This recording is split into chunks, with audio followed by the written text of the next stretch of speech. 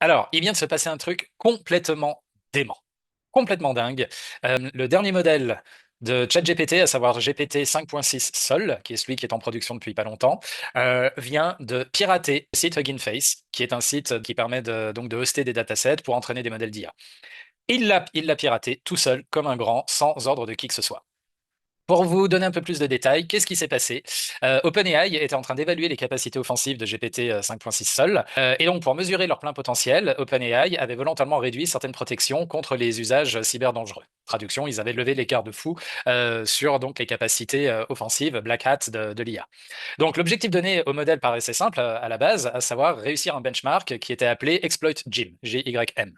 Sauf que, au lieu de résoudre normalement les exercices, les agents autonomes ont cherché le moyen le plus efficace d'obtenir les réponses. Ce qui est exactement la manière dont fonctionne une IA, soit dit en passant. Il n'y a pas d'inférence par rapport aux ordres, aux instructions données, il n'y a pas de bon sens contextuel. On lui dit va faire caca là, elle va faire caca là. Maintenant, les agents autonomes ont découvert une faille zero day, c'est-à-dire une faille qui n'a pas encore reçu de correctifs software qui permettaient à leur sandbox d'installer des packages. Donc le sandbox, c'est ni plus ni moins que le bac à sable, c'est-à-dire un environnement qui est censé être safe, sécurisé, pour que les IA fassent mumuse sans que ça aille tout péter à l'extérieur.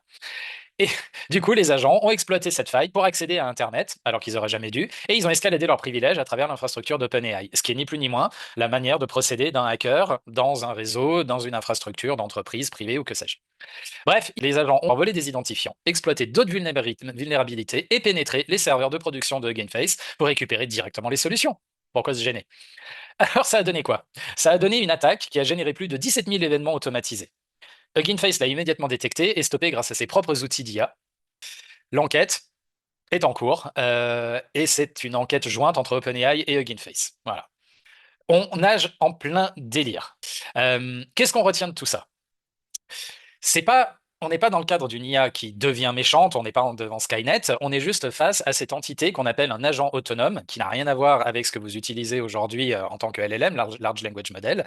On est sur un agent autonome à qui on a donné une instruction, et du coup, bah, il a suivi cette instruction selon son interprétation, c'est-à-dire littérale. Donc, cet agent autonome, il était capable de poursuivre longtemps un objectif mal défini, d'inventer des chemins imprévus par les concepteurs, d'enchaîner plusieurs failles informatiques, d'agir à une vitesse impossible à checker et à contenir pour une équipe humaine, et il a été capable de sortir d'un environnement que ses concepteurs croyaient suffisamment isolé.